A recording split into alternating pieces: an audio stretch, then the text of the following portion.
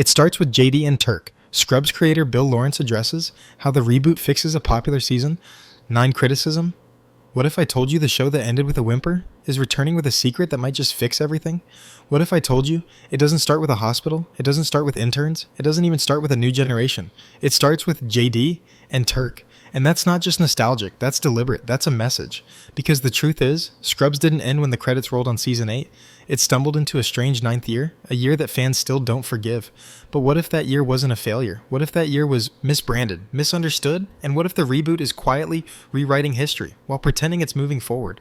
Because Scrubs creator Bill Lawrence just revealed something most fans missed entirely. A line so small you'd almost skip past it.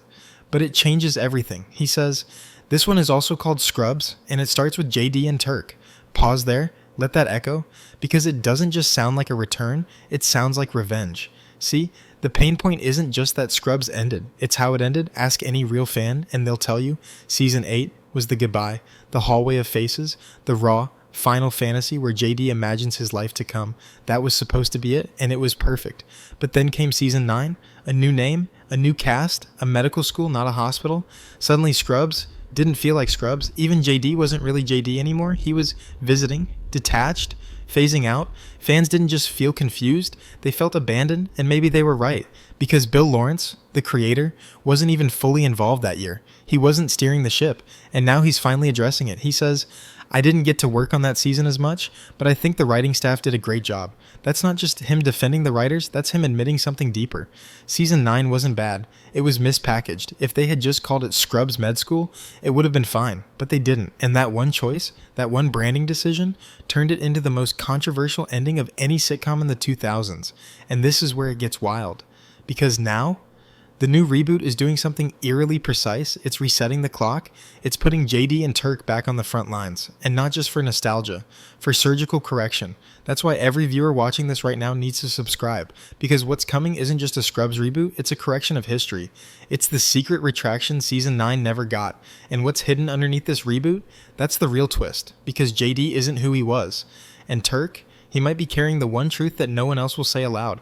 Let's start with the first forbidden truth. JD is broken now. Zach Braff himself confirmed it. This version of JD is more cynical, more beaten down by the system than ever before.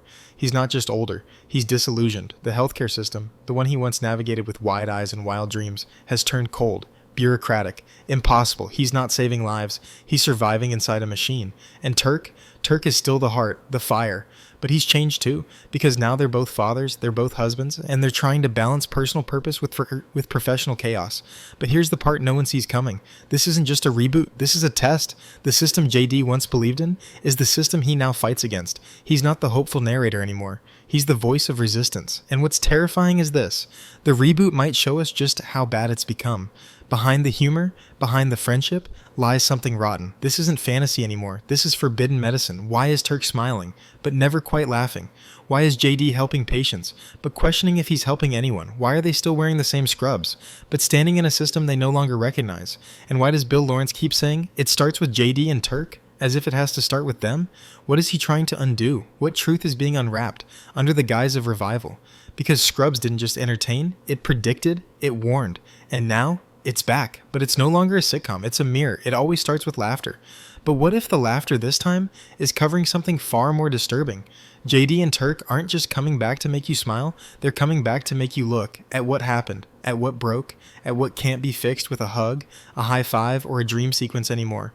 Because what Scrubs is doing now is peeling back the walls of Sacred Heart, and underneath, there's rot. And the most haunting part, it's real. Remember how Scrubs used to balance absurdity with anguish? One moment you're watching JD ride a scooter down the hallway to Guy Love, and the next, a patient's flatlining. A father dies, a mentor collapses. Scrubs taught you that joy and trauma live in the same breath. But the new show, it's not just balancing those two forces anymore, it's saying the balance is broken. The hospital isn't sacred, the people in charge don't always care, the red tape wraps around the patients and squeezes them until they give up. And JD JD can't fix it with heart-to-hearts anymore, not with administrators, not with interns, not even with Turk, because the truth is, Turk sees it too. Only now, Turk is inside the machine. He's the one with the clipboard. He's the one approving procedures. He's part of the system JD fears most. And that tension, that quiet war between best friends, that's the center of the reboot. They're not just back, they're divided. So here's what we were never told after Season 8. What really happened to JD? What happened to Turk? Where did Carla go? Where's Elliot now? And what happened to Dr. Cox after he finally let JD in? The reboot doesn't pick up the day after, it picks up years later, after everything we didn't see has changed them. Elliot and JD, they might be married, but JD's not happy. Turk and Carla, stronger than ever, but something about Turk's eyes, they're not as wide, not as bright. And Dr. Cox, the silence around Dr. Cox might be the biggest red flag of all. Because in every interview, in every teaser, no one said a word about him. Why? What happened to the most volatile, complex, and brutal truth teller in Sacred Heart's halls?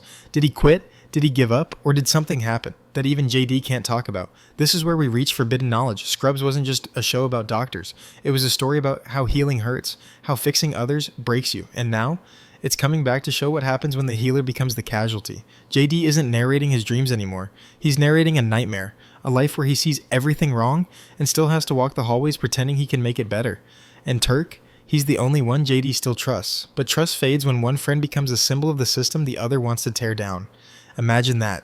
Two best friends, two heroes. One wants to fix the system from within, the other wants to burn it to the ground. This reboot isn't a sitcom, it's a reckoning. But there's one secret still buried. It's not the red tape, it's not hospital policy, it's not even the new characters they'll inevitably introduce.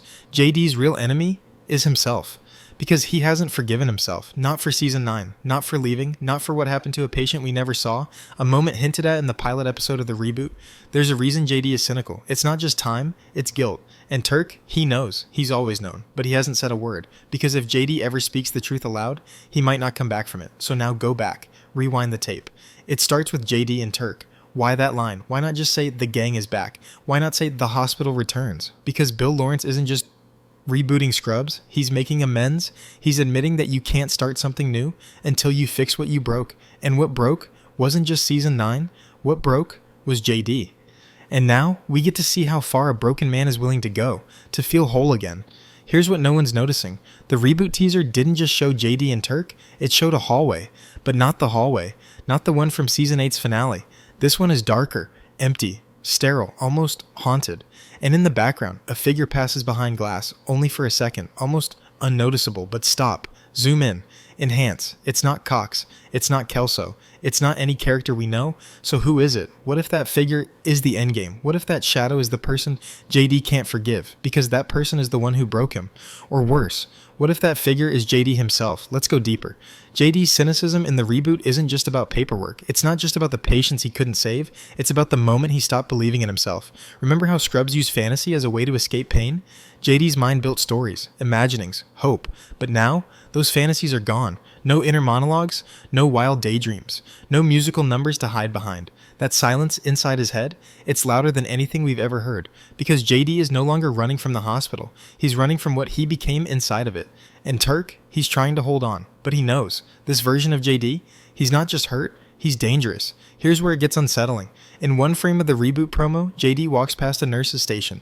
There's a file on the counter. It says Dorian J. And underneath it, a date, 2009. The year Season 9 aired, the year JD disappeared. So why is that file there? What's it doing out in the open? In his own hospital, more than a decade later. It's not a callback, it's not an Easter egg, it's a message.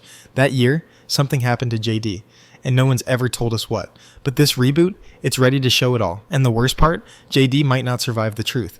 Let's talk about the ghost in the machine. Dr. Cox. John C. McGinley hasn't been confirmed for the reboot, not yet. But behind the scenes there are whispers that if Cox returns, it won't be as a mentor. It won't be as a doctor. It'll be as a man who finally snapped. Because he spent years telling JD, the world doesn't care about your feelings. And now he lives in a world where no one cares at all. He may have left medicine, or worse, he may have been removed from it. And if he returns, he'll confront JD with the truth. You didn't become a doctor. You became a survivor. And JD, he won't argue. Because deep down, he knows Cox was always right. So what is JD's mission now? What is this new chapter really about? It's about one patient. A patient we haven't met yet. One JD failed, back in 2009. One mistake that defined him, that fractured his entire worldview. That patient is coming back, not in body, but in file, in whispers, in memory. JD's arc won't be about saving someone new, it'll be about saving himself, through the one case he buried and never spoke of again. And Turk will have to decide if he's saving his best friend, or watching him unravel one more time, because Scrubs isn't about medicine anymore, it's about memory, and memory, it lies. So here's the forbidden knowledge no one's discussing. This reboot isn't for laughs. It's not for nostalgia. It's not even for redemption. It's for reckoning. For taking the thing that brought people comfort in chaos and showing them how easily that comfort was built on pain. Because Sacred Heart was never about healing people. It was about hiding the cracks. And now every crack is showing. So ask yourself, why is the reboot also called Scrubs? Why is Bill Lawrence still pointing to that same phrase? It starts with JD and Turk, because that's not a beginning, that's a warning. It starts with JD and Turk, because it ends with them too. And what happens in between? That's the part they never wanted you to see. But now you will, one line at a time, one laugh at a time, one truth at a time. This is Scrubs, and it's never been more dangerous.